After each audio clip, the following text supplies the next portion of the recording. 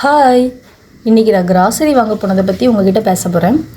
எப்போவுமே கிராசரியை மொத்தமாக நான் எடுத்துக்கணும் அப்படி யோசிக்க மாட்டேன். ஏன்னா அதுக்கு மணியும் ரொம்ப வேஸ்ட் ஆகும். நம்ம எல்லா பொருளையும் திருப்பி வாங்கின மாதிரி இருக்கும். அதனால் எந்த பொருள் இல்லையோ அந்த பொருளை 15 நாளுக்கு ஒரு நேரம் வாங்கி நான் வச்சுருவேன். கிராசரி வாங்குறதுல நான் ஒரு பைத்தியம்னே சொல்லலாம். மார்னிங் பசங்களுக்கு சமைக்க வேண்டி இருக்கிறதுனால கிராசரி வெஜிடபிள்ஸ் எப்போவுமே முடியாமல் நான் பார்த்துக்கிருவேன். ரொம்ப வருஷமாக இந்த கடையில் தான் நான் கிராசரி வாங்கிக்கிட்டு இருக்கேன். கடையில் பொருள் எல்லாமே நல்லாவும் இருக்கும், ரேட்டும் பரவாயில்லாமல் இருக்கும். இந்த கடை எங்கள் வீட்டிலேருந்து கொஞ்சம் தூரம்தான். மதியம் 3 மணிக்கெலாம் போனோம்னா கூட்டம் எதுவும் இருக்காமல் இருக்கும். நம்மளும் யோசித்து எல்லா பொருளும் எடுக்கிற மாதிரி இருக்கும். எனக்கு அடிக்கடி வாங்குகிற பொருள்னு பார்த்திங்கன்னா உளுந்து, சீனி, புளி இதெல்லாம் தான். ஏன்னா இந்த பொருள்லாம் இருந்தால் தான் ஏதாவது நம்ம சமையல் பண்ணிக்கிட்டே இருக்க முடியும்னு சொல்லிட்டு நான் இது எப்போவுமே எடுத்துருவேன். மார்னிங் எப்போவுமே எங்கள் வீட்டில் டீ தான்.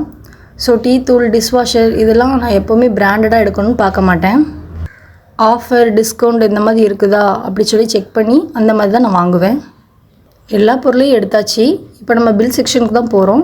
கூட்டம் இல்லாமல் இருக்கிறனால பில்லு சீக்கிரம் போட்டுடலான்னு நினைக்கேன். ஆமாம் ஃப்ரெண்ட்ஸ், கூட்டம் இல்லாதனால சீக்கிரமாக ஃபாஸ்ட்டாக வேலையை முடித்தாச்சு.